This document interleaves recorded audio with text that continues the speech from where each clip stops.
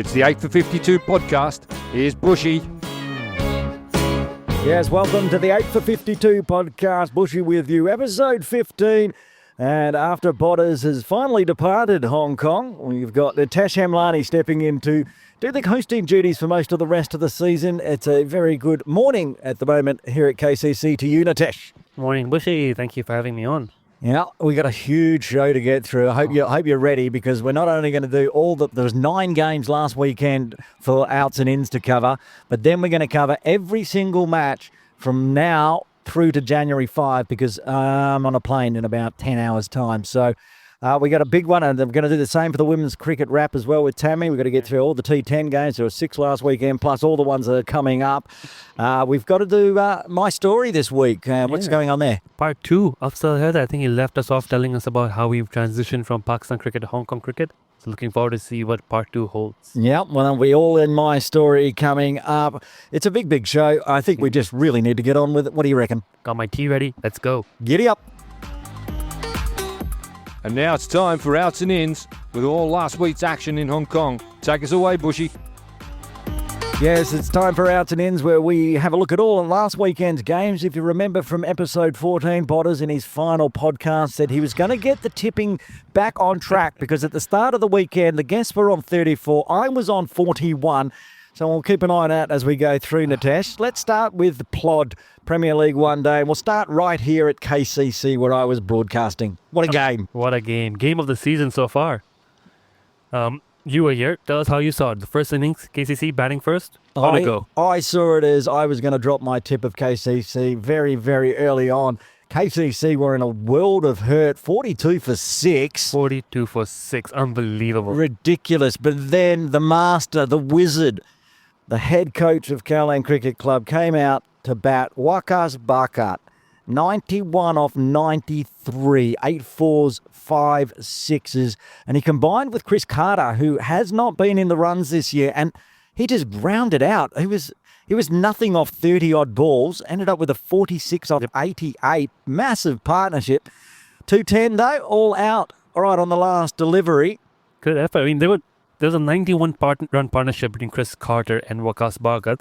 Then Fahad Hayat Muhammad, 22 of 23. We keep talking about how he can bat. Help extend that to 197. Just got over the line. Waqas missing out on the 100. 91 of 93. Well, he missed out on the 100 balls as well, which would have got him a free dinner from Dan Pascoe. But I did not think 210 with that batting lineup of Pakistan Association Cricket Club Premier was going to be enough on the day. But that second innings, what a thriller it was.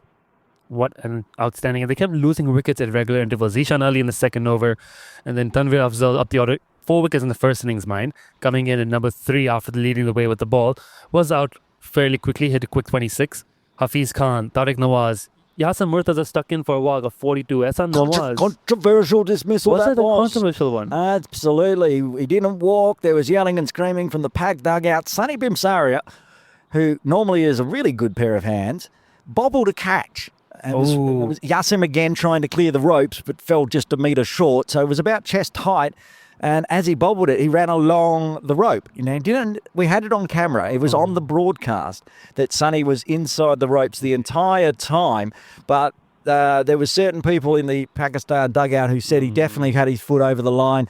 And so that went on. But that was a massive wicket and a massive turning point in the game. Yeah, they were 157 for 5 when he fell. That quickly became 166 for 7. Ehsan Nawaz kept fighting there with Nazrullah.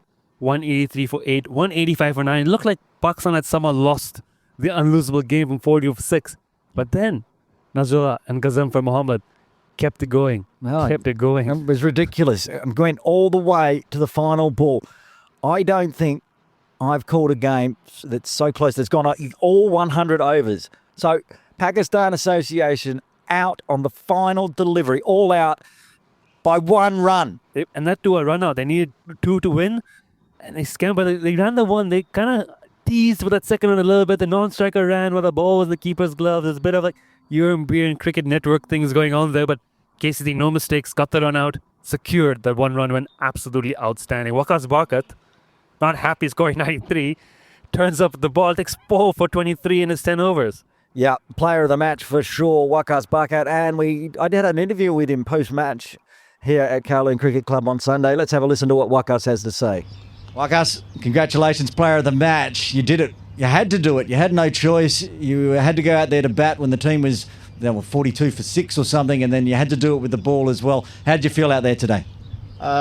I think it's been 3 years now with trying to build the culture of having a self-belief in our team, and each player, whatever the situation we are in, we want someone to stand up at the difficult stage and try to pull the tables around and get us somewhere where we could defend. I think at the start maybe we'll take 250 maybe. I think it was a good total, but I think any day I'll take 210 after 43 for 6 or something.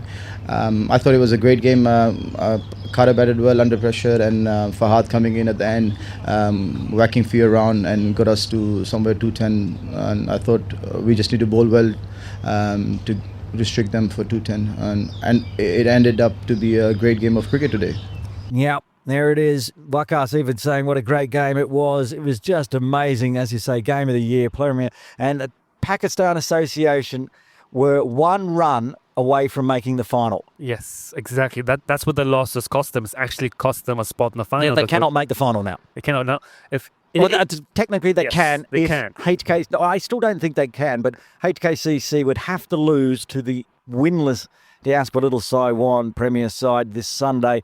We'll cover that in ins and outs. So my tip of KCC got through by the faintest of spider webs. It was that thin margin. There is the margin. Matt picking pack, so he drops a tip on that one. You were up the hill for the other one. It was USRC Premier versus HKCC. Premier USRC version picking to bat after winning the toss. How did it go? I feel like the game sort of peaked on the 3rd ball when the umpire fielded the ball at square leg. Oh, I saw that. Everyone was sharing that video. And it was Venkat, wasn't it? It was Venkat. Complete brain fade. Who was like one of our top tier in charge of the umpires here in Hong Kong, and he went and stopped the ball. That sort of set the tone for the day. It was a very messy day of cricket back and forth. HKCC weren't at the absolute best in the field. They got a couple of early wickets. Ashad Wasif in the 6th over, Shoaib Ahmed shortly after, but Wakas Khan and Khan Akbar kept the scoreboard ticking. But on a fresh pitch, it looked green, but it was played flat. There was a little bit of movement, but not much. They just never got the run rate going. They were stuck in the 4.5 for most of the innings, even below 4 at some points. And then Akbar not even going at a runner ball, which is rare for him, especially on the size of the ground of HKCC. He batted 131 balls. He had a massive innings opening the batting, scored 121, just scores Premier League hundreds for fun. I mean, it's basically half the USRC score, so he needed a bit more support from others. Yeah, Iftikhar Ahmed, 55 or 35, attempted to have a go, launched them a little bit. USRC looked like they may have settled for 220, got to 260 because, again, HKCC a bit sloppy at the death. But in the end, that just proved to be about 100 runs too short. Anshuman They got anched. Martin Kudzi again set the tone. 2nd ball, cut shot for 6 over point. 29-23, back opening the batting where he belongs and getting a bit of form there. But then Nizakat Khan, 59-48, barely got out of 3rd gear. Scoring that, Anshuman Rath tore them apart. 145 of 87 balls. Akasha Omarzai, the only bowler to take a wicket for USRC, took 3 of them. And HKCC got there with a lot of balls spare. 26.2 overs to score 262. 23.4 overs remaining, getting to it. So that we're on target for 550 there. Yeah, somewhere around that. Ridiculous. I picked HKCC in that one, and guess who Botters picked? Oh, God. Did he really pick USRC? He picked USRC. The big out stuff upstairs of the weekend, he reckoned.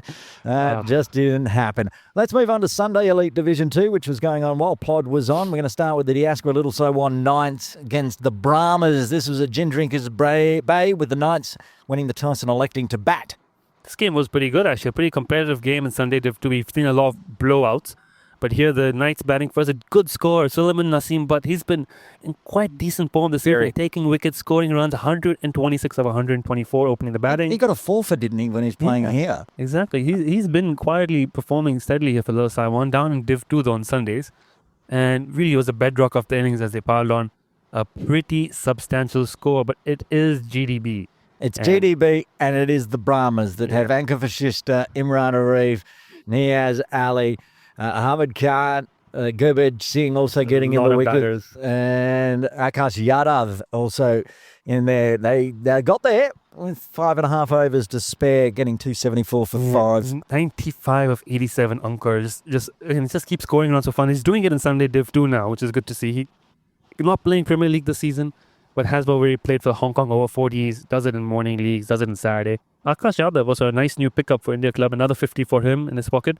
Salim Naseem taking a wicket after his 100. No one really bowling well though for the Knights. And yeah, you mentioned Gurbaj Singh 2 wickets for India Club. Imran out of 3 for 55 at the GDB. That can't have been fun. Trying to bowl on that outfield, that run up. Anchor player of the match in that one with his 95. We will move to Ting Kwong Road Recreation Ground, where the other Sunday Elite Division 2 game is on. KCC Infidels versus the CHK Dragons. There was plenty of interest in this game. Lots of fun. We were watching it while we were on commentary as well. Infidels winning the toss, opting to bat. A century to Madassa Hussain. Madassa Hussain. Did you know he could bat? Came and they batted at number 3, no less. Came in, smashed it. 113 off 131, not out. 14 fours and a maximum. Harry Thomas also chipping in with a 73. So 257 for 7 at Ting Kwong Road, and the Dragons needing 258. How'd they go? Not as good. 99 for Bobby Chan. He's a man in form. 99. 99. Missed out. He's bowled on 99. I know. By Samir Say, who came down to the ground later on. Betty Chan was in broadcast with us while we were doing the Premier League game, and we were watching Bobby when he was on about 87, and he was stuck in the 90s forever. So I think they lost like 5 wickets while Bobby was in the 90s, and he was stuck down the 90s. So the new batter would come out, pick up 7 or 8 dots, or maybe take a single at the end of the over, rotate the strike back to themselves, get out, waste another over. Bobby would get a single, rotate the strike, 5 more dots. And all Betty Chan said when he was in the 80s when we first started watching this is he better not get out on 99. And I could hear her while I was commentating going, oh my God, you know what he did? I said, did he get out on 99? Yes, he did. Well, it's still a big score for Bobby, but they went down by 80 runs to the Infidels, who were missing, of course, Atiq Iqbal and Mo Khan. So it was a good effort. But Hamid Javed, 9 overs, 2 maidens, 5 for 20 Yes. for the Infidels. Really good to see the youngster perform there. Hamid getting a Michelle doesn't get player of the match. Did he not? Nah, Mohammed Hussain with his 113 player of the match for the Infidels. Intel, that's the thing. Apparently, he did start his junior cricket as a batter primarily till people realized he could also bowl and just forgot that he could bat. But so he's not his first century. He's got a few up his bag, and I think was happy for the chance to bat at 3. Yeah, well, that's what happens. Mo was missing, so he got bumped up the order. Were they on turf or Astro? I believe they played on turf. It was the same pitch that Jinsung played on. We're about to talk to you soon. Bloody fun. But I think Justin Uden went out and watered it a lot after the Saturday game because it was a minefield. Talking about Saturday, we're going to talk about Saturday Championship Division 1 first at KCC here. Lama Cricket Club up against the Crusaders. So we both picked the Infidels, Matt and I, so we got that tip. On this one, of course, I'm on the Lama train now after they gave me a hard time. And Bodders, of course, with Jaden used to play for the Crusaders. Obviously went with the Crusaders. Lama 230 for 7 in 35. A 53 not out from Tom Booth. And 45 by Andre Leclerc. Getting the score up to 230. And in reply, Crusaders just couldn't get it done. 191 for 7. Roy Lamsam, former My Story, 85 94, still going strong. Rest of the top 5 single digits. Shivang Bade and Hasnain Kiani and even Ashley Caddy with some hits towards the end, but not enough. They were well behind. They were really in the chase when you were following the game live. Tom Booth following up his innings with 2 for 19 and 7 overs. Someone to keep an eye for. Matt Roberts 1 for 36 as well. They played this on Astro, which was interesting. Yeah, I think they were protecting the plod pitch. Lama, just dominant. Just never in doubt. You know how I like to argue with Crick Heroes player of the match. Now, I know it's a losing side, but Roy Lamsam single-handedly got 85 not out off 94, took 3 for 48. That's true.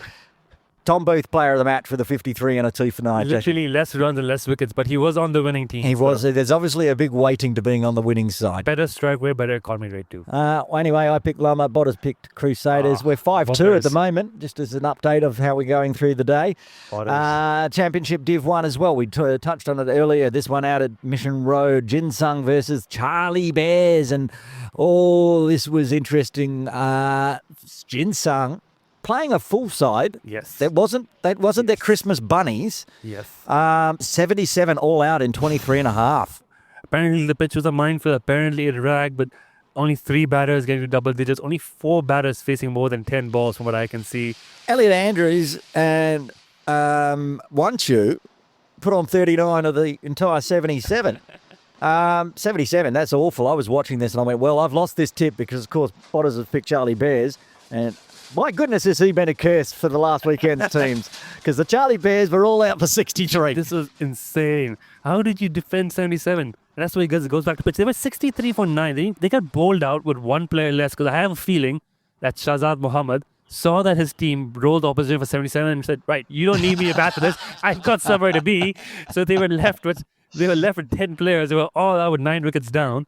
Wickets shared for the Jingston boys, 2 for Ingram, 3 for Elliott, 2 for the other Elliott. It's just, oh my God. Only 11 from Abdul Aslan, double digits for Charlie Bears. That was a shocker. There were 3 LBWs in the second innings and a couple in the 3 in the first. So there was some talk about umpires being maybe a bit trigger happy there as well. Wouldn't have been a basher, would it? I have no idea. Saturday, you don't know who the umpires are on Saturdays. I do. You know who it was. I do know who it was. No, wait a sec. He did the Dragons game. I don't know who it is. It would tell us on Crick Heroes, but I can't be bothered looking. I picked Jinsung. Botters picked Charlie Bears, and I got that one. I sent them a terse. They sent me a photo celebrating, saying, thanks for continuing to support us on the podcast. And I wrote them a very rude reply about don't ever do that to me again. But well done, Jinsung, getting the win there. A game that now has magically disappeared in the Crick Heroes Cricket Hong Kong website. Pac Championship versus India Club All-Stars. Both Matt and I picking Pac Championship. This was an easy win for Pac Championship. No. Pencil it in. But until the new Bumrah came on, Sachin Mittal. So again, Sachin was at broadcast on Sunday, and I talked to him about this game. How did this happen? He took a hat-trick. He took a 4 when he says, we lost the toss. We were sent into field, and the talk within our camp was they're going to score 500. Well, they went out there fielding thinking they were going to get flogged, and they bowled them out for 86. All right, so you do have some of the score, at least somewhere. I've got the screen grab. I took a screen grab of this when it happened. Thankfully, I had it on my phone. Literally, you can go search. It might be back soon, but apparently there's an error glitch that has removed this game from the system. All I know is I was watching it live. I could see it, and Pac Championship did me a dirty, because this is the only tip I got wrong all weekend. 86 all out. This was nearly the full PAC team. I remember reading the scorecard. It was. They didn't have Tariq Nawaz. No, but they had Hafiz. They had Hasib. Yes, they had everybody else. They had Mohammad Waheed batting at 5, which is a bit interesting as well. But apparently the thought process from PACC there was the ball is swinging too much when Sachin's bowling. Let's send a tail-ender to try and smash it out of shape. So he took 4 for it. A bunch of other bowlers took wickets. Vikhayat Kapoor, I think, took 3. 86 all out. Even India Club All-Stars, with their pessimism at the start of the game, could not lose that. And they chased it down in 8 overs. An absolute thumping. And that's the upset of the season right there. Given we can't see the scorecard, I'm giving player of the match to Sachin Mittal with his new action, number 105, I think it is on his shirt, 108, 105. Hong Kong's up-and-coming Bumrah. Yeah, changed his action, and now he's just about unplayable. It's his second hat-trick of the season. I know. He did one in Challenge League, didn't he? It was 3 wickets and 4 balls. Yeah, so it's still... He's ridiculous. Yeah, he's just taking wickets in heaps, Sachin. Well done, Sachin. I hope you're tuning in so you can hear me tell you that, so you can send me a message to tell me that you heard me tell me that. Okay, now let's move back to a game where there is actually a scorecard. Saturday Championship Division 2, Kaitak versus Laguna Gully. I picked Laguna Gully because Kaitak lost to the Saracens this season, and Matt picked Kaitak. Botters. So Kaitak winning the toss, electing to bat, forgot to bat, all out for 97. I think it's one of Kaitak's better batting efforts this season, actually. That's a TDP. You almost can get 97 in extras if you're not bowling straight. They were 1 for 3. They were 14 for 4. They were 49 for 6. This is no point at anyone really stack up. At the time Hafiz made 33. That's a third of their runs. Yeah. And Laguna Gully, Venkatesh Bhimani, 4 wickets for him, and 42 for Bhavik Parekh. It was never really in any doubt. Absolute thumping there. It's like almost... Apart from the Lama Crusaders game, no one on Saturday got past 100. Yeah, it was weird. That's what I kept saying. And people, because I thought that's what Jinsung were going to have to be gone, because every other team that had batted first and didn't get to 100 got thrashed. And they somehow defended that. Anyway, I pick up another tip there, and there's one game left. We both picked the same because it was the Saracens versus the Witherers, and it went exactly as everyone would have expected. Saracens winning the toss, electing to bat, all out for 55, and the Witherers winning it in 7 overs. I almost feel bad saying anything at this point. I feel like we're picking on them a little bit. They're not helping themselves with these efforts, though. I agree, but, I mean, something's got to change. There's serious issues at the Saracens because you shouldn't be balled out for 55. I mean, the Wither is a very good side, don't get me wrong. A 42 not out for Jake McCauley, 12 not out from Charlie Bright, the next biggest score of the day. The highest score for KCC Saracens was 6 from Hamad Jawaid. Yeah, again, he's had a good weekend. It's not so much as the last game, but Sam Purvis, the player of the match, getting a 4 for 8 off 7. He just missed out on his 5 for, and Alex Chu, the 2 left-arm seamers opening bowling for the Witherers. Here's the thing, out of the 55 Saracens scored, 30 were wides. There you go. That's how Hamid Jawaid was top scorer, was 6. 30 wides. The ball was swinging a lot in their defense. Yeah. The ball was swinging a lot, and the umpire was maybe a bit trigger happy on a couple We're of not the playing calls. with different balls against the Saracens than we are from everybody else. It's the same ball. There were some hard shots as well. Let's put that in context. Okay, well, that covered all of last weekend's games. I got 8 Pack Championship, ruining my perfect streak, and Potter's got 3. So at the end of this week's and the 2024 part of the season, because this is the last podcast of the year, Guest is on 37, Buschy's on 49. You have got some work to do. Can we start from scratch now that I'm like you here? You've been on this podcast as a host at least twice, so this is your fault as well. 12-point lead at the moment as we go into the Christmas break, and we're going to cover all the games coming up right through to January 5, right now on Ins and Outs. Ins and Outs next. All the upcoming action in cricket in Hong Kong. Take us away, Buschy. Yeah, it's Ins and Outs time. We're going to run through a plethora of games coming up between now and January 5. We're going to start this weekend on a Sunday for the Plod, the Premier League One-Day Series, the Round Robin Series coming to a close before we go to the final, which nobody's bothered to tell me when it's on. I feel like it's January 12th. 12th Jan. That should be the final. 12th Jan. I'm glad you know because nobody's told me. First up, there's a game here at Kowloon Cricket Club, USRC Premier versus KCC Premier. This is an important game for HKCC, more so, and KCC. KCC get the win over USRC, then they will be the home final. I think ground is available. Yeah. If KCC go down, that will leave HKCC and KCC on 3 wins and 1 loss, and it'll go down to net run rate. Yep. Anyway, what's your thoughts at the Jordan Derby? I want to hear from you first. What's the KCC squad looking like? How many people are they missing for this weekend? It doesn't really matter. They didn't have Dan Pascoe last week, and they still had a win. They didn't have That is Bubba. fair. Bubba might be back because the Nepal thing finishes maybe today, in fact. Yeah. So, I have no idea. I probably could have just asked the head coach of KCC as he's wandering past, but he won't announce the team until 6 p.m. tonight. We're recording on a Thursday, so he wouldn't tell me anyway. I'm still backing whatever KCC team they put out here. It's their home ground. It's the same. Looks like it's going to be the same pitch as last week. Yeah. I'm sure Amanat's done some adjustments to it because it was at times tricky, but it wasn't that bad.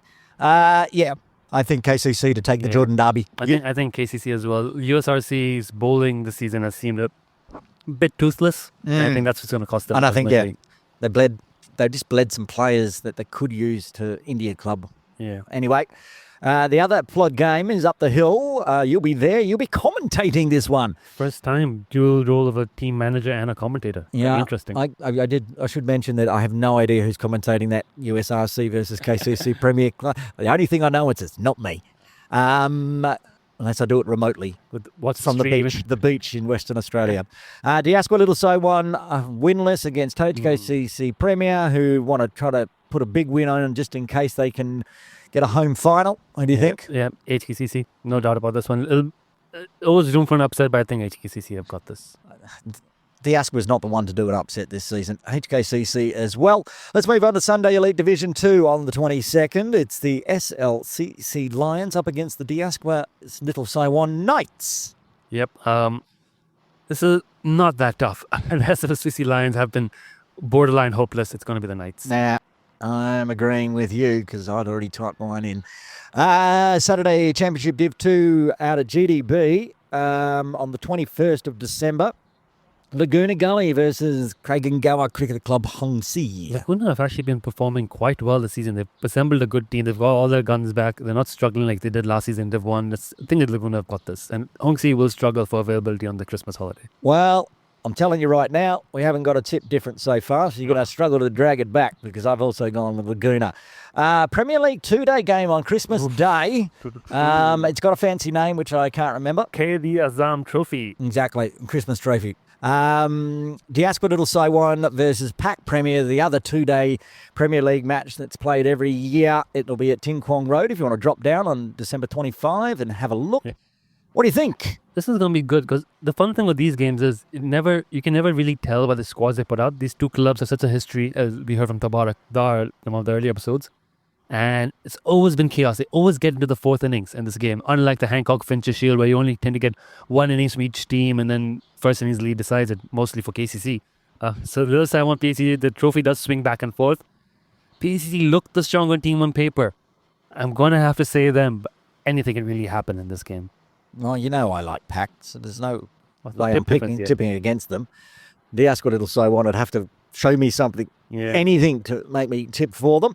Okay, then on December 28 at PKVR Park, there's a Saturday Championship Div 1 game. It's the SCC Lancers up against the Diaspora Little Sky Warriors, which is that new team and a merge of Little Saiwan and Sky Warriors players. They're not that new. They've done Not that new, but I like it. That's a good word. Well, there's one that Chico's gone across to, so I've finally started paying attention to that team. Yep. What do you think? The Lancers will be better at PKVR Park than they are on the turf pitches, just because they're used to the Astro and used to that ground a bit more from Div 2. But Sky Warriors have the pedigree in Division 1, have been doing it for a while. Lancers have had a shocking season. Yep. Warriors. Yeah, no way that Lancers are going to beat 1 year Dar. the Dars. The Dars, plural, because the Res opens the yeah. batting as well. Yeah, that's going to be a big win for Sky Warriors on Astro. It'll be like their Sky Warriors T20 comp. Yeah. Playing on Astro and just smashing it everywhere. Saturday Championship Div 2 on the 28th out at GDB. HKUCC versus Diaspora Little Saiwan Strikers. What do you reckon? Who's your pick for this? HKU. You're picking us. Yep. Ooh. I've looked at the form. I've looked at who's beaten who and how, even though I think on the table they're quite tight, this one, but I just feel like the games that HKU have won have been tougher and they've got the job done. Yeah. I am backing us to win, but for the sake of point difference and to cover my bases, because if we lose, I'm going to feel terrible. So I'd rather lose the game and get the tip right than lose both at the same time. So I'm going to go with the Strikers. That's terrible. That's terrible, I know. But I mean, we need a pick difference, and this kind of hedges my bets. I have something to smile about if we end up losing. The only saving grace for you is the fact that we won't be doing a podcast next week, so I can give you a hard time about that. Yeah, I will do that. I'll pick the Strikers. Let's throw something in there. Let's go into 2025, shall we? January 4, Saturday Championship Div 1 out at PKVR Park. The USRC Lions versus the Jinsung of Craigengower. This is very tough. This is PKVR Park against the Astro. Lions, they beat the Tigers, right? The one time we saw them play, they did something. Yeah, I think maybe. Maybe something. Look, who are you going for this? Well, you'd expect 3/4 of the Jinsung team to be away on that's what I'm thinking. Summer, winter holidays. I'm still going with Jinsung, though. You're never going to pick against Jinsung. Until they lose. Ooh. And then I'll put them in the never ever bin again. No, wait, I just think even when they're short a bit, they've got enough that they could dominate at PKVR Park on Astro. I think they've shown cracks, and I think USRC Lions are probably the better team. I'm going to go with USRC Lions. Just again, have a point difference here. Fair enough. On January 4, also at HKCC in Saturday Championship Div 1, Diaspora Little Saiwan Sky Warriors up against the Nomads of HKCC. Nomads have got the cheat code. It's Nomads. We're going to take this at home with that team. They've had a rough season, but I think they're going to get this. Well, I'm not getting off the Mania Sky Warriors. The Dars and the Shahs of the Sky Warriors. I will stick with them until they falter me. There we go. Okay, next one. Saturday Championship Div 2, also on the 4th, GDB. It's Centaurs versus Diaspora Little Saiwan Thunder. That is a tough one. I mean, neither teams performed that well. I've played against Thunder, and I know the Centaurs. Centaurs have been underperforming. They're up in value. That is understatement. Underperforming the Centaurs. Have they won a game? I think didn't they beat Kaitak? They might have. Oh, did they beat Saracens yet? They beat Saracens. That must have been Saracens.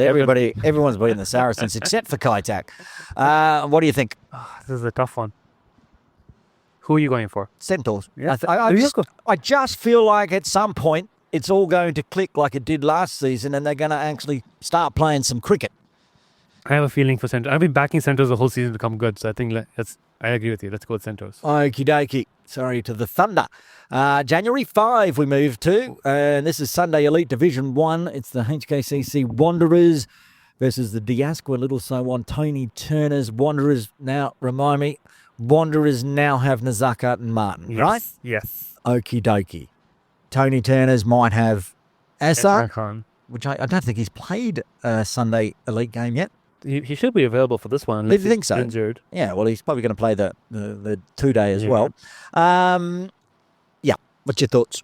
This is, it's obviously going to be HKCC, but also this game could be one that Little Sai won't win Div 1, just because the split system now for HKCC's 2 Sunday teams means that they're good teams, but they're not as dominating as Scorpions Do not forget that the Tony Turners beat KCC Templars. Exactly. And if the Wanderers end up being short, so I don't know what the squad is yet. If the Wanderers end up being short of players, this is an opportunity for an upset. Despite that, I'm going to pick the Wanderers because maybe Nizaka's not around actually. Ooh, who are you going for? I'm going for the Wanderers. Wanderers? Yep. I think that The Tony Turners did beat KCC Templars, ...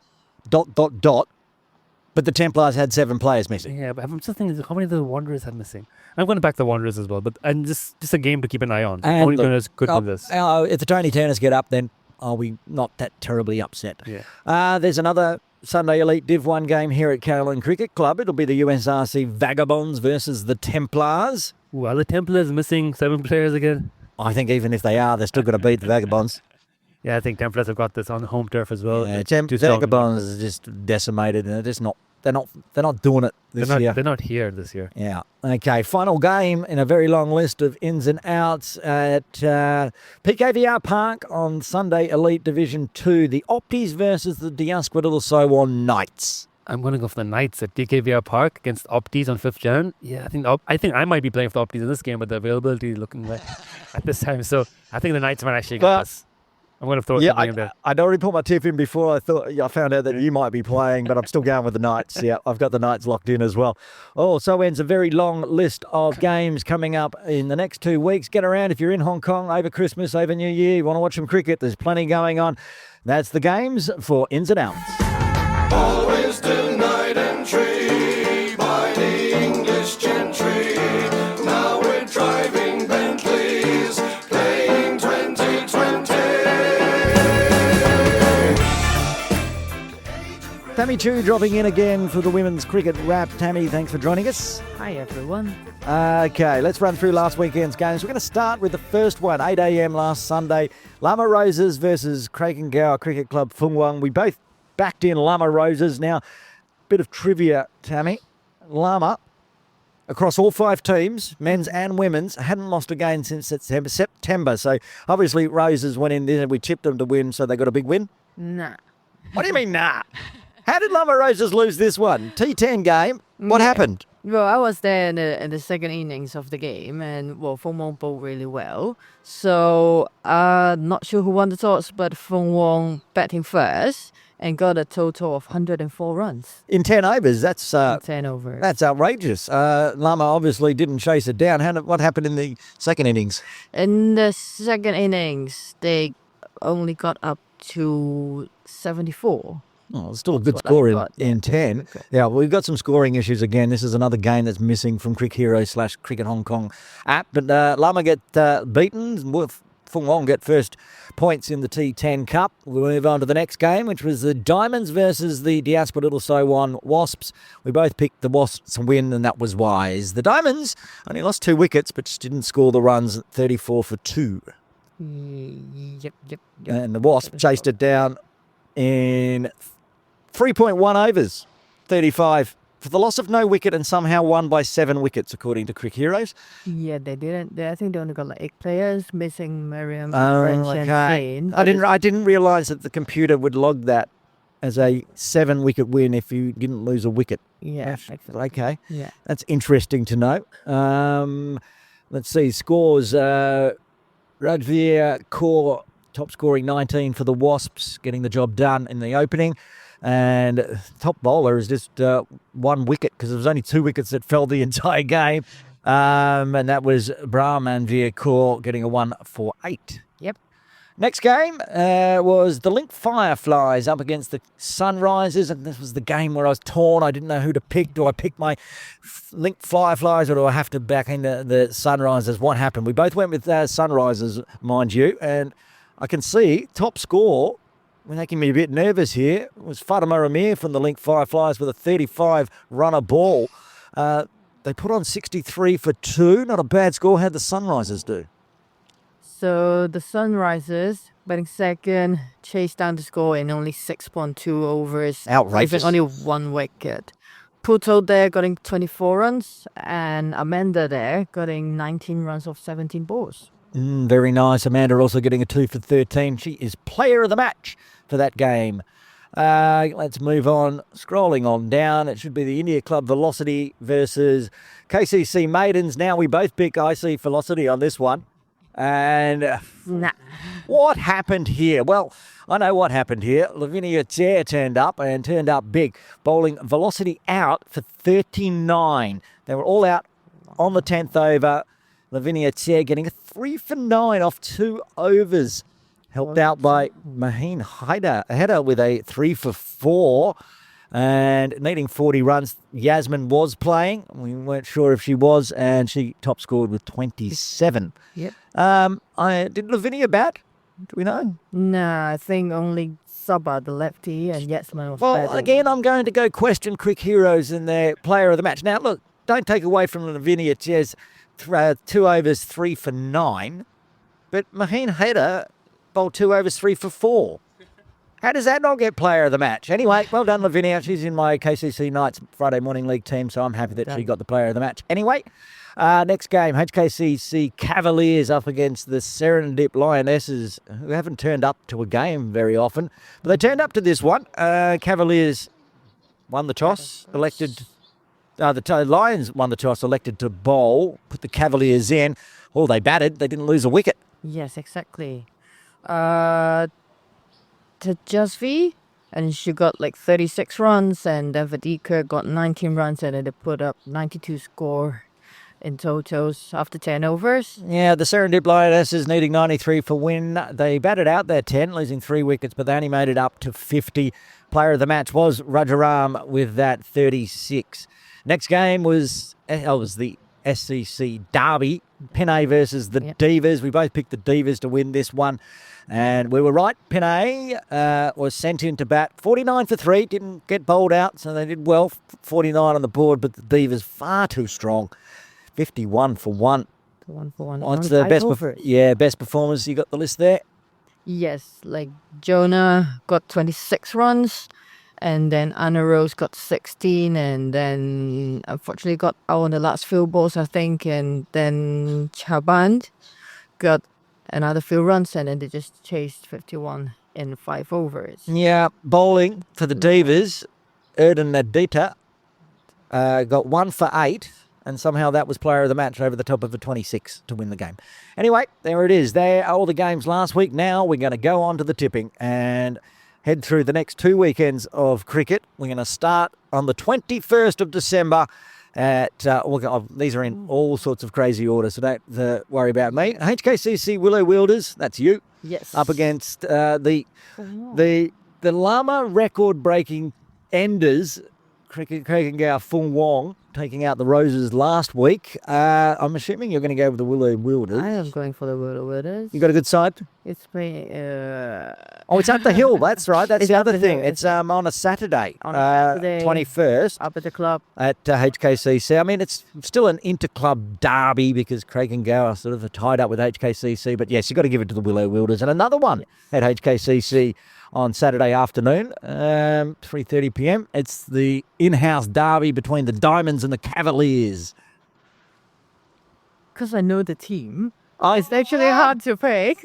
Are you saying that the Cavs are missing a few? Yes, the Cavs to make sense because I think most of the kids are going back to their home country for the Christmas. Yeah, the Jin Sung curse, where everybody packs up and goes home for 2 weeks, Yeah. much like the commentator that is this weekend. But okay, so you're gonna have a roughie and go different and pick the Diamonds?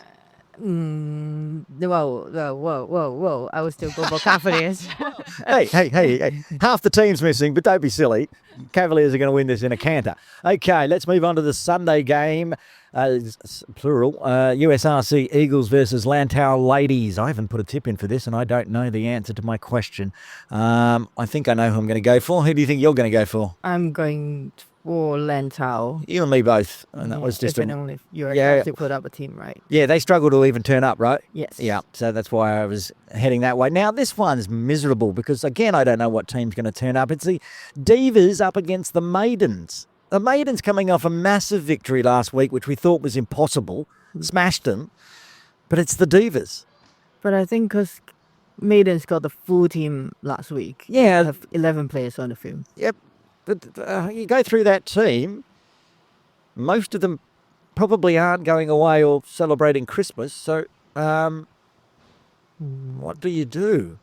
I'm going to go with the Divas, and if the Maidens get a second win, then I'm definitely going to pick them for the rest of the season. Yes, I'm going to be angry at you. Yasmin's always angry at me, but that's fine. As I say to all the teams and all the players, if my tipping inspires you to victory, I take that as a win. Okay. So if I inspire Yasmin and the Maidens to win just to spite me, so be it. That's what the Saracens need to do. They need to get angry. I'm actually go for the Maidens. Okie dokie. That's mixed it up. Serendip Lionesses against the Wasps. I don't even need to ask. Yeah, the Wops. that- Even if they're missing a few main players. Yeah, they can Still turn got up, the turn up with eight. team, yeah. No, they'll still win that.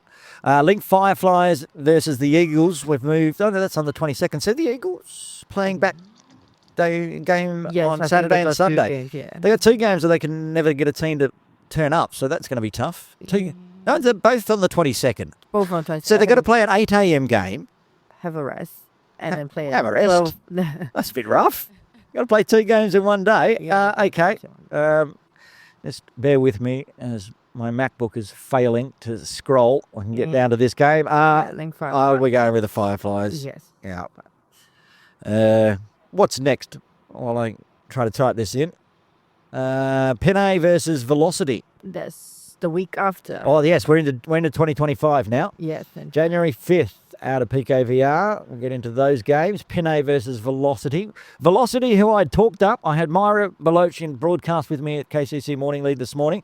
I forgot to ask her why they got thrashed, and they did. But Penne went down to Divas. Velocity. Yeah, I'm sticking with the Velocity, and it's basically all on the back of Myra. So if they lose, I'm just going to blame her for it. Okay. We've got a few more. Lantau Ladies versus the Sunrisers. Tough one. I mean, I'm not going to go against my Sunrisers, but Yeah, I think Sunrisers, they will get a team and win this. Sunrisers are going to be in the final. Yeah. I'm calling it now. It might be against you, but I'm calling the Sunrisers to Yeah. make the final. Too strong. Okay, I'm continuing to scroll. I don't have any more games, but is there more games? Yeah, there is. Like, It would appear that when I was putting together the script, perhaps last night, I got distracted at this point and failed to put any more games in. So you run through them and I'll go try to find some information. the next game at 11 a.m. will be the Lama Roses versus my HKC's Willow Withers. Okay, well, I as I've always said in the women's cricket wrap, I did it once and I'll never do it again. I will not be tipping against the Willow Wilders. Yes. So Willow Withers. let me go back to the tipping chart and I'll just start writing random things in. Yeah. WW's there for both. Yes, and then the next game will be the Serendip Liners versus the HKCC Diamonds. Ooh, interesting. That one's food for thought. I haven't picked the Diamonds all year, but I haven't picked the Lionesses either, Yeah. because at the beginning of the season they didn't have a side. I don't know what to do here. I think I would go for the diamonds. I mean, with all the structures, you only bowl 8-ball maximum. Yeah. With the extras, so. I agree. I will go with the Diamonds for the first time this year, and I apologise to the Lionesses if they can Next get a year. win next year. Oh, goodness. It's all getting too hard. There's too many games. We've just come out of ins and outs, and that was about 17 billion games there. I've forgotten who we were in talking about. Diamonds, okay. Serendip Lions. Okay, next game. Next game, I think that should be the last game of the week Okay, on 5th that's of Jan. that's and- 5th of Jan. All right, so we're done. We've got no, to no, one more. Oh. One more game. Lane Okay. Fireflies versus Lantau. Link Fireflies versus Lantau. Well, I'm going back on the Fireflies wagon for that one. I think they will win. Fatima will prevail. I will go for the Lantau. Oh, controversial. Mm-hmm. Few tips different this week and for next week and for next year. But until next year, Tammy Chu, thank you for joining us this season on the Women's Cricket Wrap, and you'll be back in the new year, I'm sure. Yes. Thank you. And now it's time for my story, where the superstars of cricket come in and tell us their story. All right, Nitesh, it's time for part 2 of our interview with Afzaal Haider. It was Jason Lui was doing the interview. It's going to be exciting. As you said, we're at the halfway mark. Yep. He's talked about his life in Pakistan, growing up, playing cricket. I did listen to the interview. And then he's talked about coming into Hong Kong, how he got introduced. Let's listen to hear what more he has to share about his journey. And that was my passion when I saw them. And I run the academy for, I think, so many years afterward. You know, people kept on coming from Alasguri School and Leisure School, where we picked Nadeem and Irfan. And a lot of other guys, Zoid Khan and those, good cricketers. Sajid Khan used to be a kid, if you remember. The guy who used to hit. He looked 18, 19. He used to play under 11 cricket. And that was always the story with us, with our community, because, coming from the villages and all that, they didn't have a proper certification, or their parents maybe didn't register them on a right time. But those kids were like, they served Hong Kong. Most of them, they played for Hong Kong afterward. It was very good motivation for me. I was playing cricket, I was coaching, living on cricket 24/7. I think that's the best thing anybody can do. While playing and coaching and making living out of it, a place like Hong Kong is very, very expensive to live in. On this coaching, I just want to quickly ask a question as we'll keep moving forward. But I know you've talked to me about broadcast and whether you can make a living. You could make a living when you moved here in the late 90s to 2000. 2000. Yeah, so in 2000 you could make a living coaching, right? Do you feel in 2024 someone could move to Hong Kong and make a living and live here in the city as they could 24 years ago? If you have ability to coach, it says so much. You can make so much out of it. So it's still possible. Very much possible. But if you have something to offer, it doesn't really matter where you go. You can always make something. Because there's one thing when we talked to Tabarak Dar, he was talking about the golden years where imported players would come into Hong Kong, and obviously one of the most famous is Ehsan Khan. They brought him into Little Saiwan. But these days, the talk about how expensive Hong Kong is to live in and whether you can afford to come into the city, coach and play, you still think it's a possibility? Trust me, it took me only 2 to 3 weeks to start making my living, because I had certification, the most important thing. If you are certified in something in Hong Kong have so much to offer for people who have skills.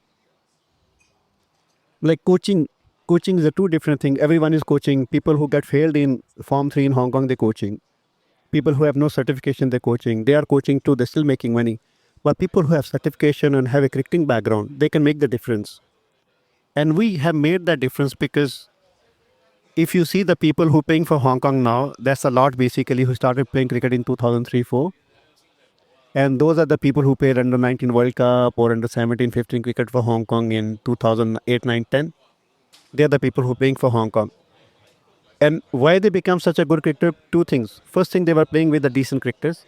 The people who are they playing with, they were much better cricketers. A lot of expats, of course, who played their cricket in a more competitive environment. That's why they made the difference. Because living and playing in Hong Kong, you can't You can't make that difference. You can't be competitive because it's not enough and it's not competitive. But when you're playing with the competitive people, you learn the game. And this is a maybe setback now because the people who playing cricket now, the youngsters, last 13, 14 years, we don't see anybody coming through the system. There are reasons for that, of course. The main reason is because cricket is not competitive anymore in Hong Kong. And people who are playing with them, they're good enough, but they're not too good to look after the other people.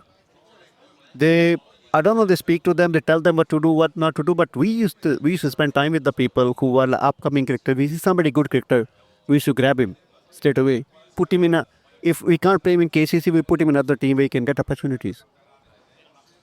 Okay. So the coaching, when I was working for KCC, a very funny story. KCC tennis coach asked me, how much money you're making? He said, like, how am I going to tell you how much money I'm making? Yeah.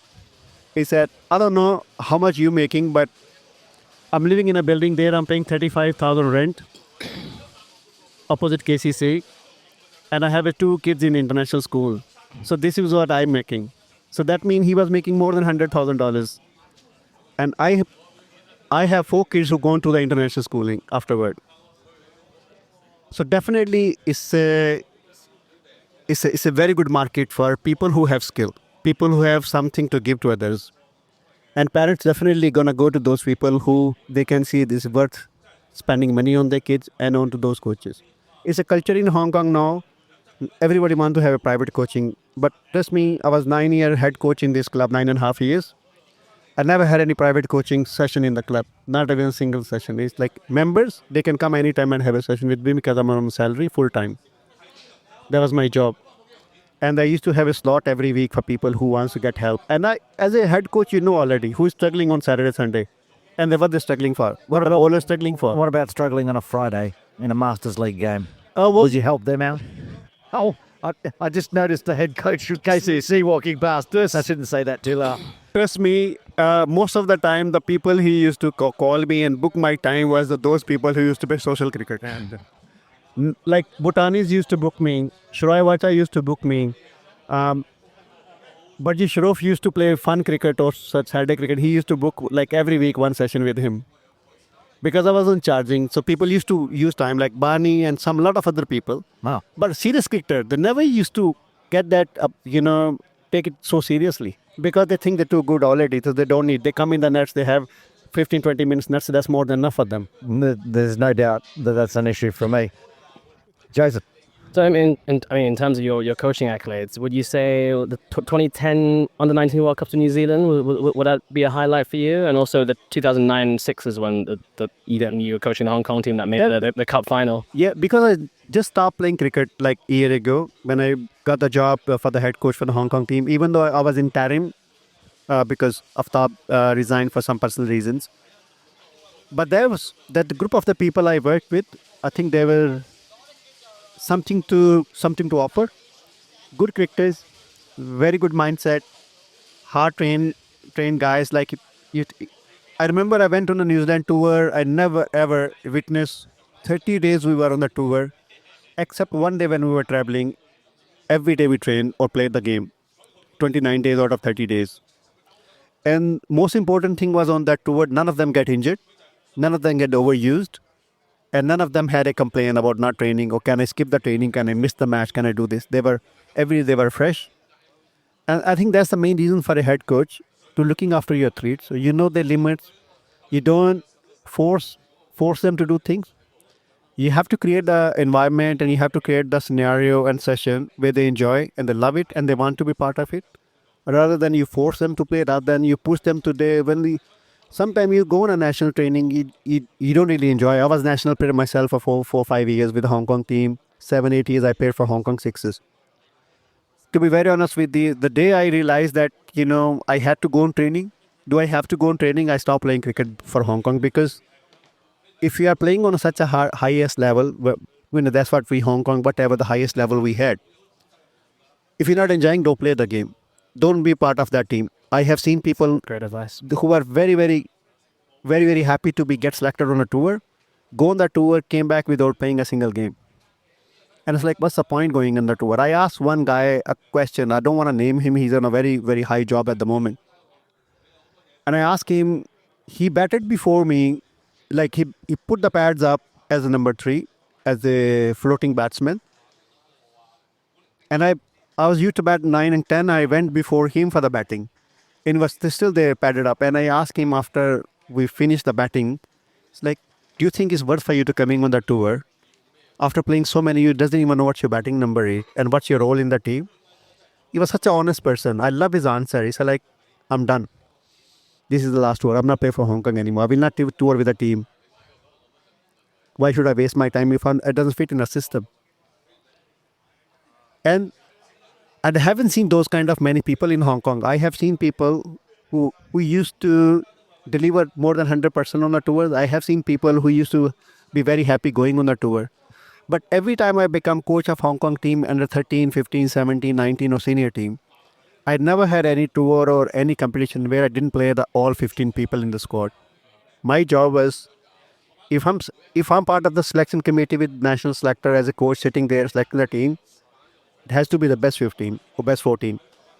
If they are the best 14, they all should play. And I played all of them in the practice matches and tournament matches. Even in sixes, when I was head coach, when I was captain, I played all 7 people. Even some people wanted to volunteer, like, even if it's okay, you can play him and that. No, sorry. You are the best 7 cricketers in Hong Kong, you all 7 will play. Well, in terms of your own national playing career, what were some of your fondest memories for playing for Hong Kong for those 7-8 years that you mentioned? I think the best part was, like, there were few matches that I can be very proud of. The first, when I played sixes first time in Hong Kong for the Hong Kong, that was the first time we won the plate. And I was the basically source for that when we had to chase 100 runs against UAE. And we needed 18 to win last 3 balls, and I had hit 3 sixes, even though I was a bowler. But I used to love my batting as a bowler. I hit 3 sixes to win the game for Hong Kong, and that was the best thing ever for Hong Kong cricket. The first time we won the plate, and for me as well. And that was because of my first tournament, so I got the recognition as a cricketer in Hong Kong straight away. It helped me a lot later in my career, even in my coaching. Because I was recently got the job in KCC as a head coach, and I performed in sixes start of the season, performed for KCC. It was very good for the kids who are watching and following us. Remember that year, people like Alex Smith, Nizakat Azaz, Mark Chapman, in their shorts or in their sixes, ball boy shirts, they were queue up for the autographs outside the swimming pool area in KCC. And there was the interest on those kind of kids, they wanted to take autograph and meet those people who are the superstar. And they ended up playing for Hong Kong later in the same tournament. And that was the beauty of this game and this place. Yeah. So we were role model for them, and we done something that they were proud of it, and they continue the process. And they kept on working hard. There's no other way you can make it on a next level unless you work hard. Maybe everyone is different from each other. Work ethics can be different because, of course, wicketkeeper, bowler, batsman, they have a different style, different drills and different things to do to reach a certain level. Some people are very talented. They don't need to work so hard. Some people not talented, but they're hardworking. And I have so many cases like that. People who are very talented, they didn't go to the level they wanted to. But people who were hardworking, they reach on the next level. And there are a lot of examples in front of us in the Hong Kong team. The biggest was like a Kinchit and Ninan in this club. Kinchit was God gifted straight away, and Ninan was somebody who was like struggling always, but he made to a level. Of course, he took education as a career and job rather than playing for Hong Kong. But he was as good cricketer as Kinchit was at one stage when they reached a senior level. And Hong Kong, I think, is a very unique place, to be very honest with you. When I always I had opportunity to settle in UK. My wife was British. I had opportunity to live in Australia. I had a contract there. But my desire and love was always living in Asia because I think it's a more value for us here compared to those places. And second thing is, it's too competitive over there. There's so many like us, better than us. When you come here, maybe it's slightly lesser people where you can be a superstar. But you can't be superstar in Australia and England because there are too many better than you over there, because that's the nation with full of sports people and cricketers. Do you have any memories from the two Asia Cup matches you played against Pakistan, against your home country of birth? Well, the best thing was like just before the 2004 Asia Cup. I had a call from our manager. He was Glenn Davis. If somebody wants to have an interview with you, it's like, the BBC want to interview you. And my captain and vice captain got offended because it's like, why him? Why not us? We are captain and vice captain, senior players. He said because they want to interview somebody who played for Pakistan over Pakistan domestic and playing against Pakistan, so playing against his own native country. But none of you represented Pakistan.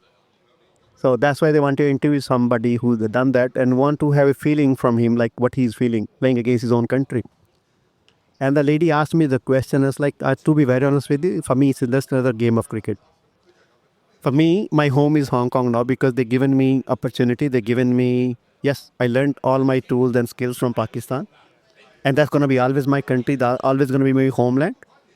But the recognition and name I'm getting here in Hong Kong, the international cricket that I worked so hard in my life to play, they've given me opportunity.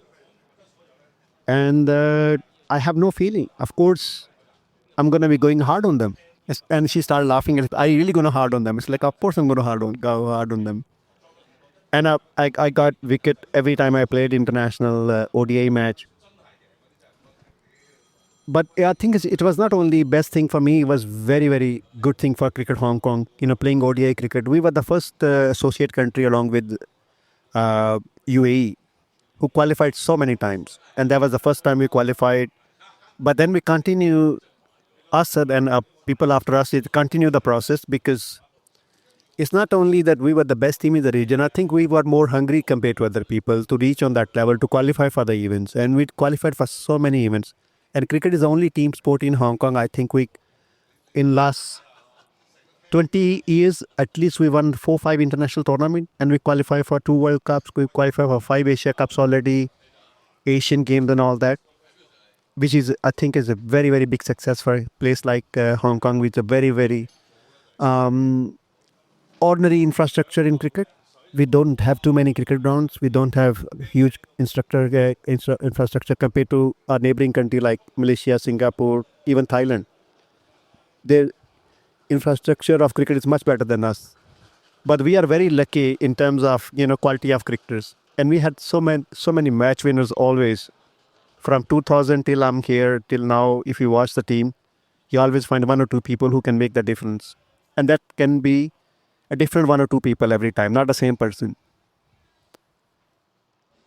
Like we were such a strong team at one stage, like in 2004 to 2008, we didn't allow teams like Malaysia, Singapore, even Afghanistan. We destroyed their dream for so many years, beating them in semi-final, quarterfinals, and defended like 150 runs, 155 runs in 50 overs. And that was our standard. And the most beautiful thing with the Hong Kong team was always the mix of people. And that was like, more admirable for everybody else in the team, because when we used to enter in the ground, we used to have a Australian, English, South African, Pakistani, Indian, local faces as well, people like Lama, Roy Lam Sam. So we had a mix of everything in our team. None of other teams had that. It's the beauty of Hong Kong cricket. Yeah. So there was always pressure on opposition. People used to look and see us like, are we playing against the international team? With different kind of faces, a different kind of background, a different kind of attitude, cultures, work ethics and everything. And we used to get along so well and we enjoyed our time. I'm not even sure. I'm not sure. I haven't traveled with the team for so long now, 8-9 years now, as a coach or manager or anything. But I can bet you nobody can enjoy that much as on the tour as much we have done it. And we had a love for everyone in the team. We never had any issue with anybody coming from anywhere. Even somebody just walk in for first tour, he used to be always welcomed. It's great to hear. Yeah. Well, speaking of Roy, a previous guest of the show, he mentioned a story when he was on, saying he once gifted a bat to Virender Sehwag, who went on to score a double century in a test match against Sri Lanka with it. Were you aware that he was using a Montgomery bat? Yep. Roy, I played with him so many years. Very, very good cricketer. To be very honest with you, he didn't done like I don't think he had done justice to his talent, the talent he had, the qualities he had in his batting, his cricketing mind. It hasn't performed as much he is supposed to be for Hong Kong club. Yes, he done enough, but not international level because he could have done more.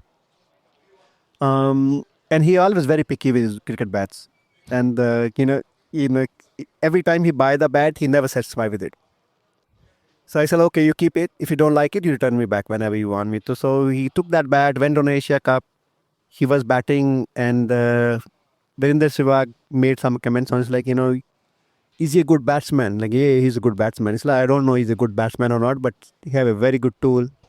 He's a very good tool in the hand. He liked the noise of the bat, and he came, asked him, can I swap the bat with you? The Roy, of course, being Roy, he said, no, I don't want to. It's my favorite bat. I don't know when he became a favorite straight away because he didn't like it in the first place. But soon as he heard Virender Sehwag won the bat, he became favorite for him. And then he came in our dressing room, he asked the same thing to Roy again, and Roy pointed me, it's like, if you can give me another bat like this, I can give you this one. He said, okay, no problem, I'll give you one. Please give it to him.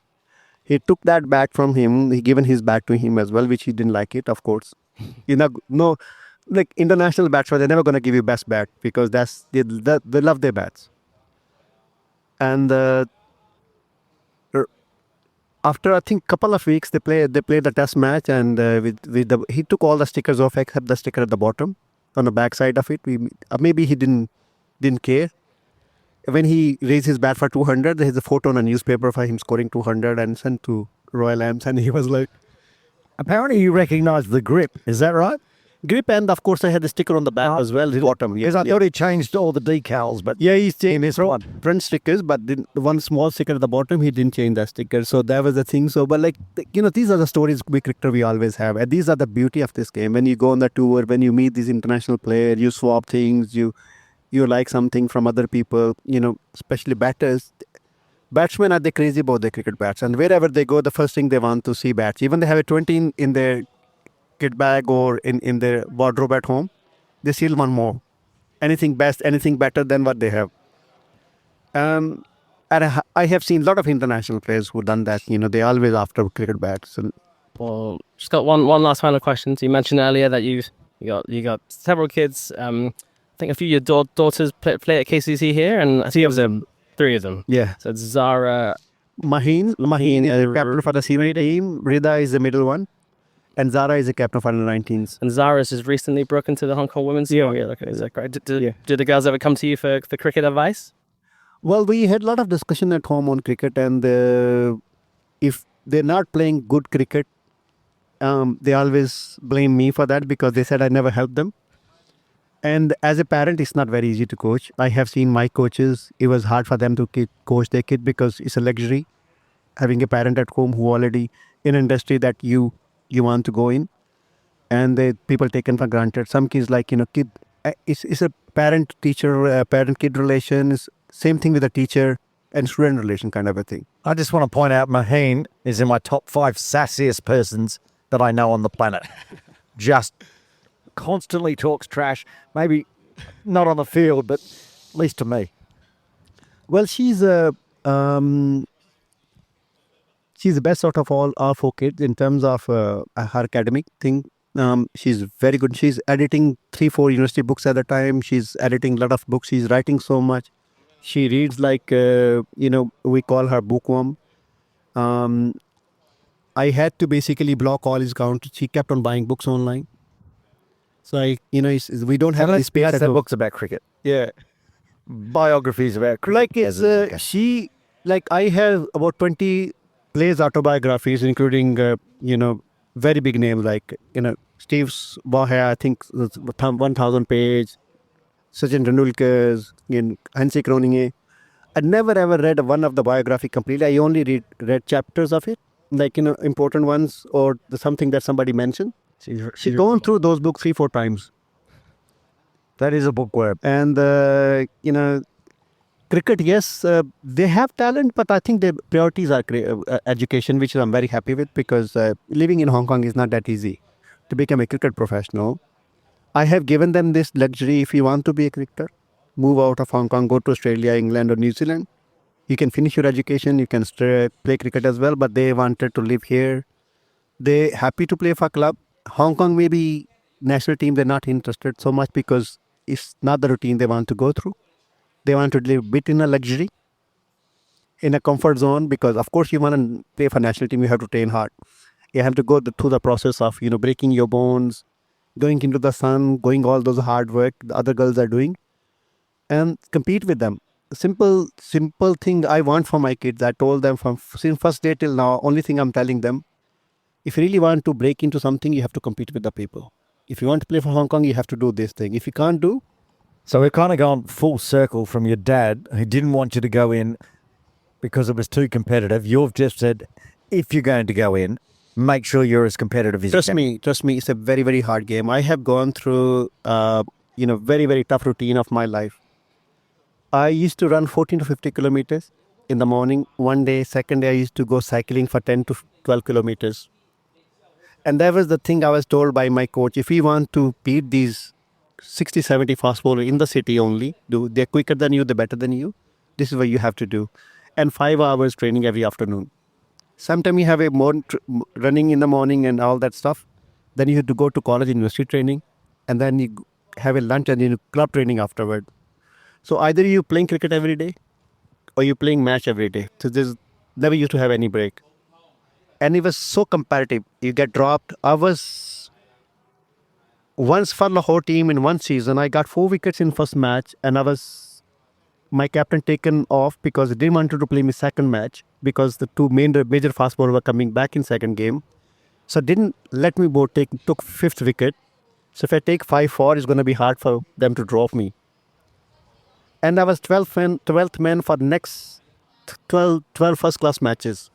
So that means 2.5 months I was traveling with the team from one city to another city as a 12th man.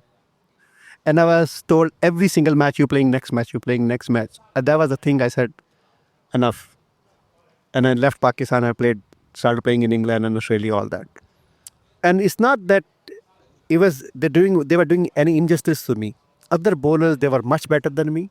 They were quicker, they had better control. But of course you want to see yourself as one of the best in yourself. But at the same time, I always like a very good judge of myself. I knew if I have to compete with them, this is the difference between me and them. Either you have to be very lucky, so you take wickets like, your lucky wickets. Or either you bowl such a good spell and take wickets by force and by skill. So people see and it's like, we have to play, no choice for us. And on that note, thank you very much for your time today, Afzaal. Thank you. It's been an absolute pleasure, and it's great to call you a friend. Thanks for the invite. And I wasn't expecting, all this because I was expecting from this guy to call me someday. And I take my revenge, but Not my job anymore. That's the guest host job. Thank you, Jason. Thank you, Afzaal, of course. yeah, thank you. It's a pleasure.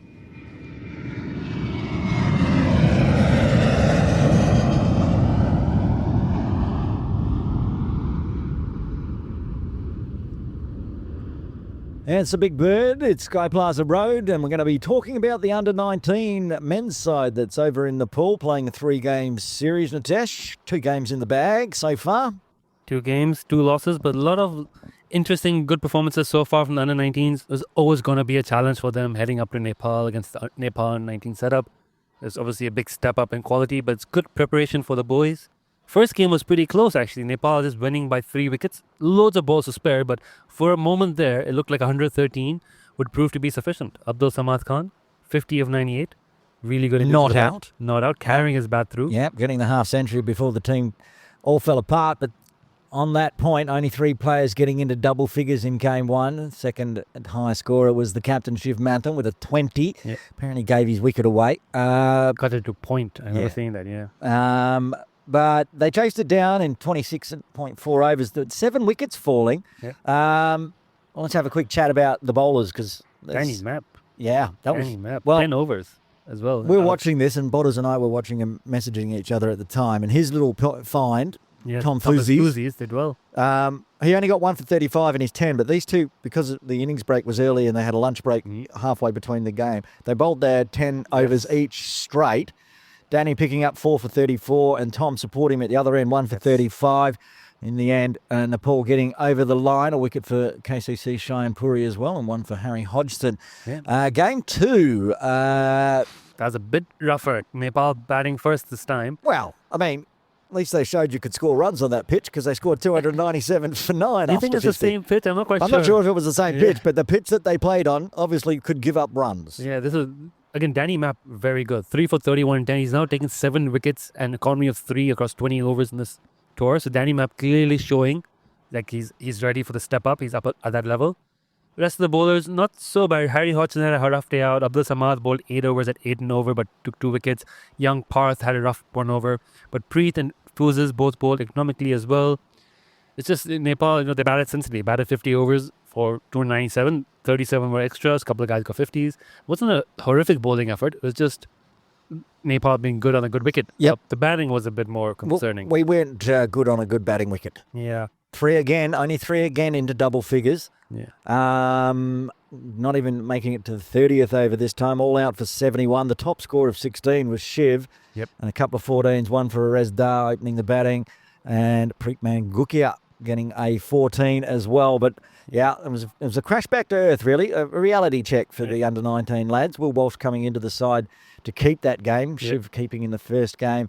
They got one more game, and it's a great learning curve for the boys being in Nepal, playing against such quality associate under-19s. So they'll learn a lot and come home much wiser. So there we have that, and we got a bit more information on Sky Plaza Road, don't we? So we got a new assistant coach at the Hong Kong China men's team. Yeah, Andrew Lloyd apparently has signed on, replacing Javed Iqbal, who's now working with the women's setup. So a bit of shuffling there in the coaching setup as well. Andrew Lloyd has worked in the pathways. He'll know these under-19 boys quite well.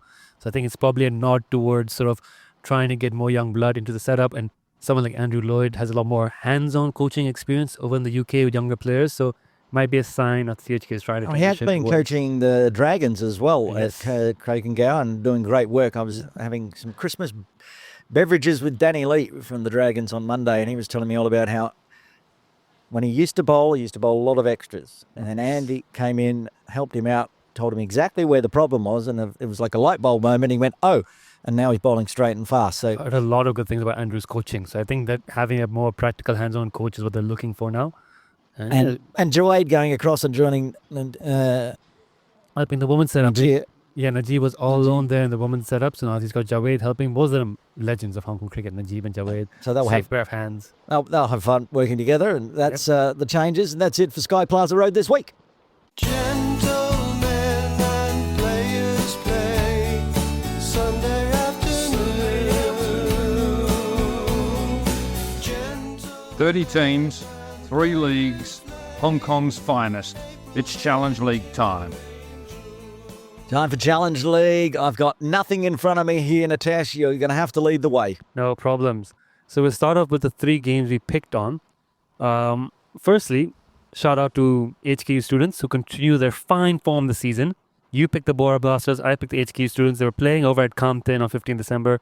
I picked HKU because they've been great form, great touch, really playing good cricket, and they demonstrated that by the simple fact that they could get a team out while Bora forfeited. So well done HKU, and that's a win to them. What kind of blasting is that?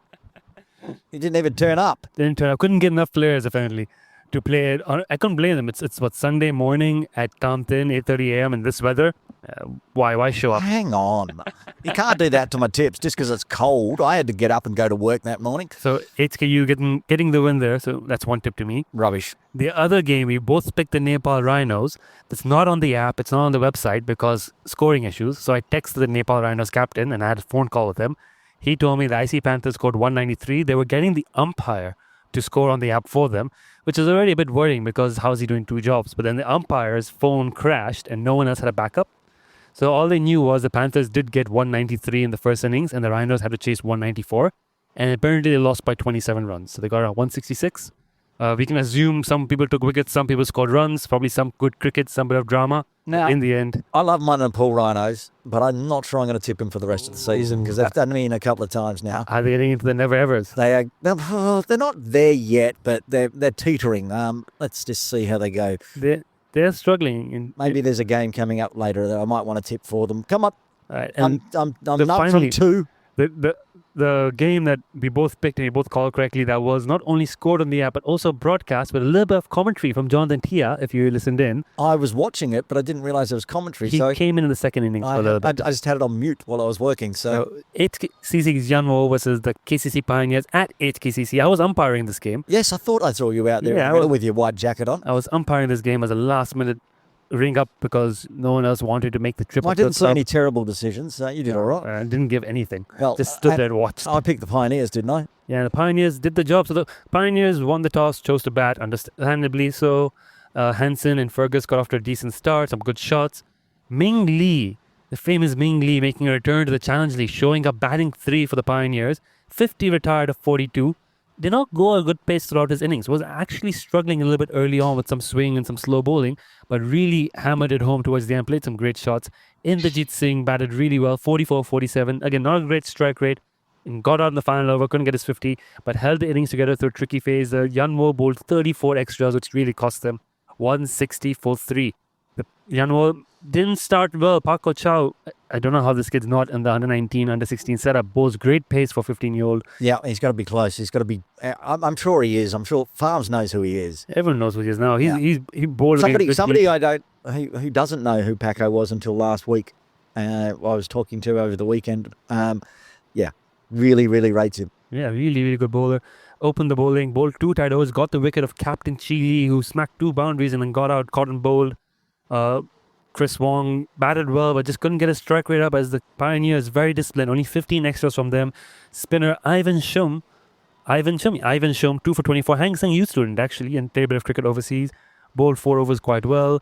Ming only bowling the 1 over, wasn't acquired. Vance Chan 4 for 14. The Pioneers put the squeeze, kept the Yanwo to 115. Easy win for the Pioneers, a tip right for the 2 of us. Yay. So that's it for last week's game. Right, let's get into the schooling Yeah. games. Oh, and I've got the current tally. I've actually gone through the effort. I've put the effort in, Buschy. only you have you've said you've done this, but I believe it has put me behind. It has indeed, because after last week's games, we've called the 35 games. You've got 17 right. I've got 18 right. So we're going at about 50%. So we're rubbish. We're rubbish. You could just toss a coin and get... I got 8 out of 9 on the ins and outs last week, and I'm doing 50% on the Challenge League, which is not bad because I didn't know it existed until about 6 or 7 weeks ago when I brought it into the podcast. You, on the other hand, you're in it. You play it, you do it, and you're on 18. Okay, let me give you some fun facts. Go on. In Division 1, every team now has won at least one game. In Division 2, the only teams have not won a game yet are the Serendip Tritons, who they have won a game. It doesn't show up because the scorecard doesn't matter. So actually, the only teams that have not won a game are the Markhors, the Goats, which is disappointing. Which is odd. Yeah, and HKUST, who've just played the one. And in Division 3, the only team not to have won a game is Yanwo. So really, everyone's taking games off everyone. It's chaos in the Challenge League. Well, that is the Challenge League. It should be the motto. Chaos in Hong Kong. Chaos in cricket. Challenge League. All right, let's get into some games. How many games have we got to get through? Loads. We start in Division 1. Okay, let's start with dates. Indus CC was a CSR HK Frontiers. This is this coming weekend, 22nd December, GDB, Sunday, 2 p.m. in the afternoon. It says 2 a.m. on the app. I'm presuming 2 p.m. on the afternoon. Well, that's the chaos in cricket right there. Playing midnight games. Who knows? Maybe someone will score it. Maybe someone will umpire it. Maybe the team will turn up. Right, I didn't even listen. Who are the teams? Indus versus the CSR HK Frontiers. Okay, so now I'm just going to be using my morning league, the Asqua Little Saiwan out at PKVR. The Frontiers are all right. They're not bad. I mean, everyone's won a game. Yeah, everyone's winning games here and there. They beat Chingi last time you picked against them. So yeah, mainly because I've not seen Indus. I'll go for Frontiers. Go for Frontiers. I'm going for Indus because they are a force to be reckoned with. They're probably the most successful team in Challenge League Division 1 that's a history. good start for me. Bring on some more chaos. All right. Caribbeans, the Tung Chung Caribbeans versus the IRC Charlie Bears. Well, also on the Sunday. right. The Caribbeans did me in last time. I remember tipping them, and Charlie Bears on a Saturday always annoy me and are in the never ever bin. So it makes this one tough. It's a very tough one. I don't know who I'm picking. going for Charlie Bears. You're going for Charlie Bears. I think I'm Just going to out agree of with you. spite after the Caribbeans did me I in. think I'm going to agree with you on this. We both are going for the Charlie Bears on this one. I think the Caribbeans haven't really clicked yet this season, even though they're a decent team. Next game in Division 1, this is now on 29th December on a Sunday. Little Simon Gladiators, Atif's team versus the Asians United. Okay, fun fact. Last week, I was out at Diaska Little So1 Morning League, and it was the Gladiator Kings versus the Asians United. Same matchup. Does Araf Khan play for Asians United in It's this? same matchup. Pretty much the same team. And I know Little Simon won that game, right? In the Yeah, Premier they League. did. They won it easy. So this is the rematch, effectively. in a different league. Basically that pushed Asians United into a different... They're going to play in the semis now. So possibly...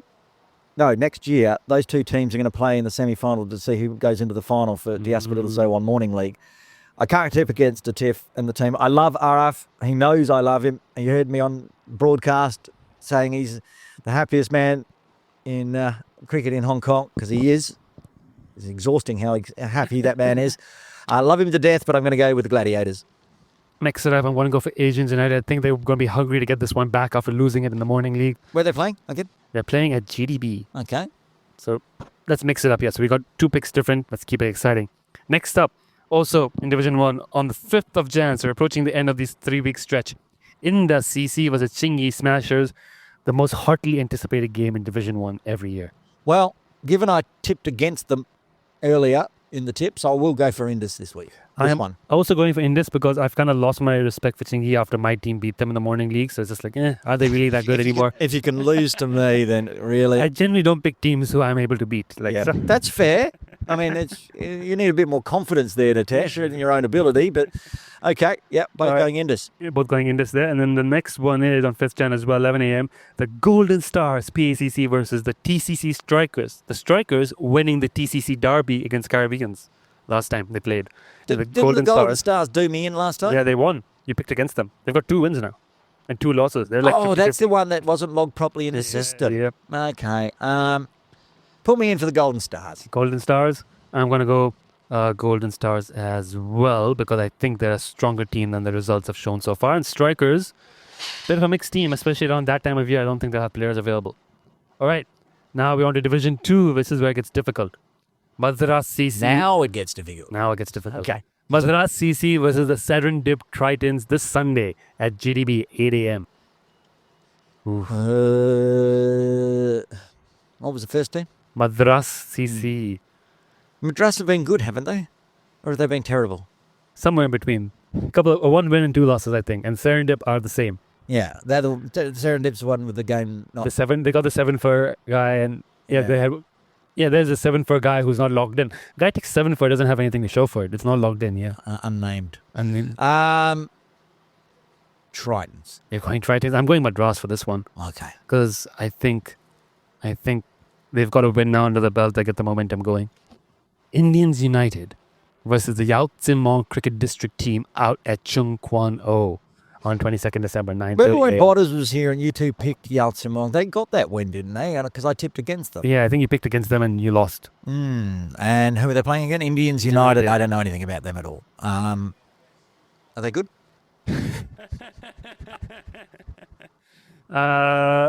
They've won their only game on this points table so far. They beat somebody. I think they beat India Club Panthers at Kamthin. They put a photo on Facebook, so they've got a win. Yao Tsim Mong have got a win. All right. I'll get back on the YTM. Yeah, TM.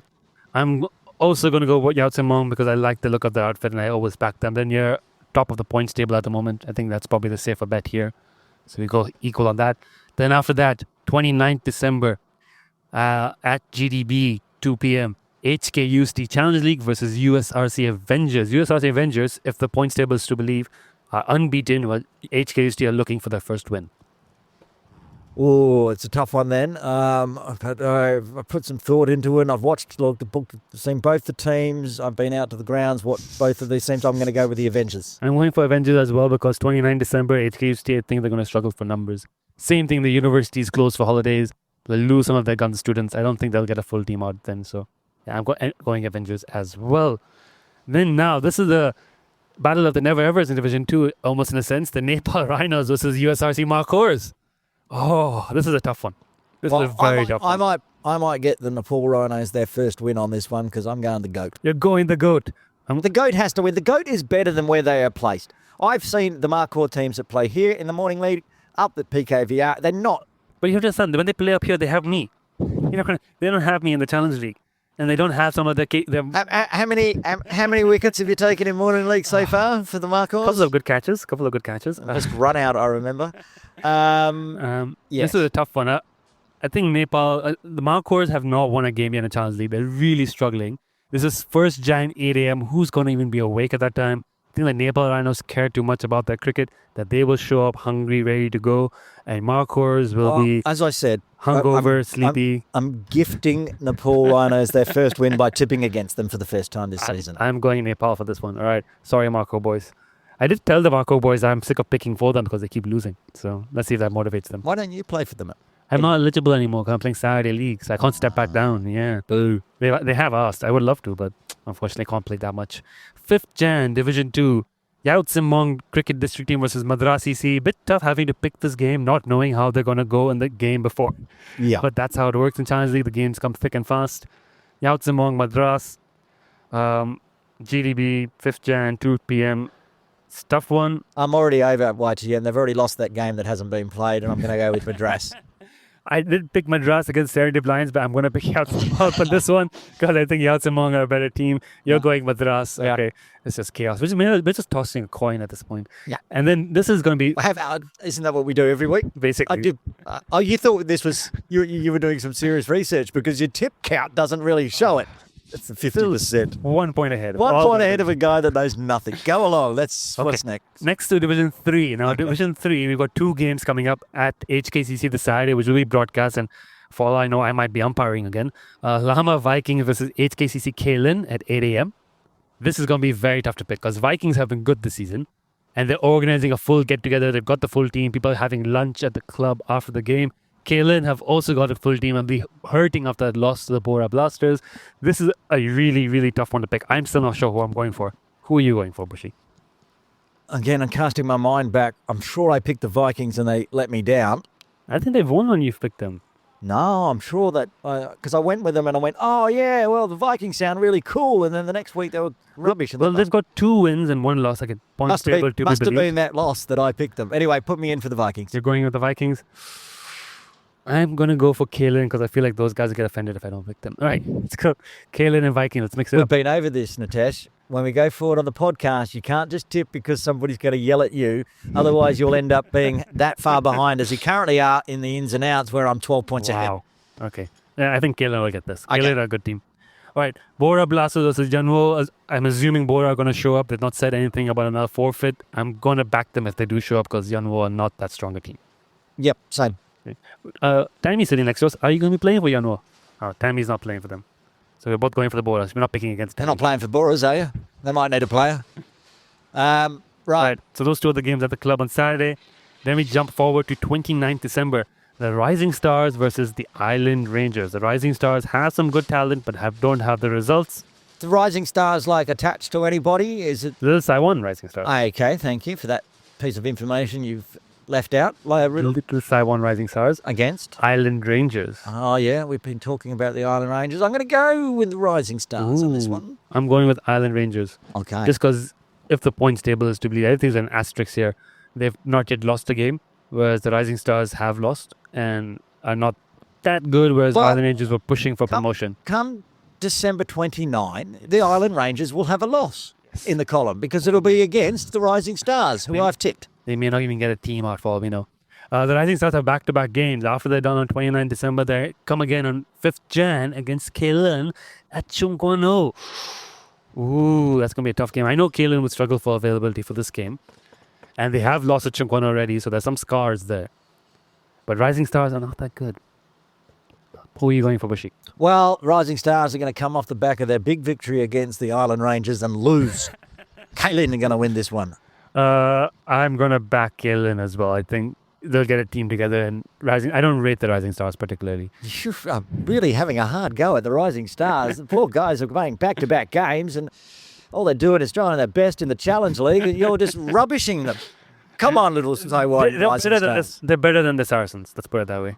That's an unfair comparison. Carry on. All right, that's it. That's all the tipping. That's a load of games. We've got our tips in. It's going to be chaos. It's going to be fun. There's going to be some wacky cricket. Something to follow over the Christmas holidays. If you're bored, hop on the CHK app and Cricket What Hong for this Kong sport? China Challenge League.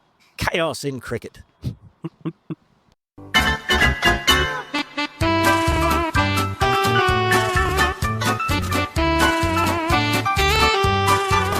And now it's time for Buschy's birthday bonanza. Lots of birthdays to get through on the podcast, as we're going to do right through until about the 10th of January, when we'll next record a podcast. Nitesh, I'm going to start off and you can take over and we'll go one by one. Back into Hong Kong just last weekend and playing a game. Adik Gorawara turning 23 on the 21st of December. Happy birthday, Adit. On the 26th of December, he's an umpire, he's a player, he's a coach, he's everywhere at all times. Niaz Ali, legendary Niaz Ali, turning 32 years old. Happy birthday, Niaz. Happy birthday, Niaz, indeed. A former guest, one of two on the podcast as a My Story guest, Troy Vasher, is having a birthday also on the same day as Niaz. He's not as young. He's turning 60. Hey, happy Joy You card, Shiroi. And if Shiro is having a birthday, it's also Shiraz having a birthday. Happy birthday, Shiraz Vacha, also turning 60 on the same day. Happy Joy You card day, Shiraz Vasha, the twins turning 60. From Little Saiwan, Assad Khan, the legend, who is, and he's going to turn 40 on the 27th. 40 years young. Happy birthday, Ehsan Khan. 28th December is a lot of birthdays, starting with HKCCs and CCCs. Elliot Scrivener turning 42. Is he older than Ehsan? That's amazing. 42 years old for Elliot Scrivener. Happy birthday, Elliot. Well done. I think he got a player of the match last in the ins and outs, or it was the other Elliot, one of the two. Turning 55 on the 28th, same day as Elliot Scrivener. Farouk Saeed, who's been on the podcast before, I believe, when they did. Was it Farouk that took the team over for the over 40s? Yes. And also, last season he used to have some really good blue shoes he used to play cricket in. He doesn't wear them anymore. Who's next? Birthday, Farouk. And then also on the same day from USRC, formerly of, I believe, PACC? No, he's currently PACC. He's currently at PACC. I update it as they change and they have a birthday. So it does say USRC, but it's definitely... Currently at PACC, formerly USRC. He's played for many clubs. He's played for Hong Kong. He's a tall, talented leg spinner, turning 30 years old. Gazamfar Mohammed. Happy birthday, Gazamfar. Almost got the win for PACC, of course, in the Premier League game. Yep. So that's a very happy birthday. Who's next? Is it Madusa Khan having a birthday from PAC as well? Haven't seen him. Yeah, I haven't seen him play this season. Young all-rounders, played Hong Kong on 19. Yeah, just turning 20 on the 28th. Lots of birthdays on the 28th. Busy Happy day. birthday to Madusa. Happy birthday on the 31st of December. Senior coach at the Hong Kong Cricket Club, the tall seamer, the Hong Kong bowler, turning 36 years young. Lala Abdul Mahmood. Happy birthday. Of course, Lala's birthday's on New Year's Eve. It wouldn't be any other way. Having a birthday, we're getting it into the 2025 birthdays now. On January 5, turning 33, the legend that is from KCC, from Cricket Hong Kong, China, from the Karnali Yaks in the Nepal Premier League. It is the one and only Baba Hyatt. Happy birthday, Babar. Only 33, many good years ahead of him. Also having a birthday in 2025 on the 7th of Jan.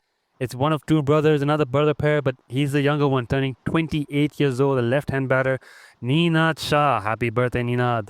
Very happy birthday to you, Ninad.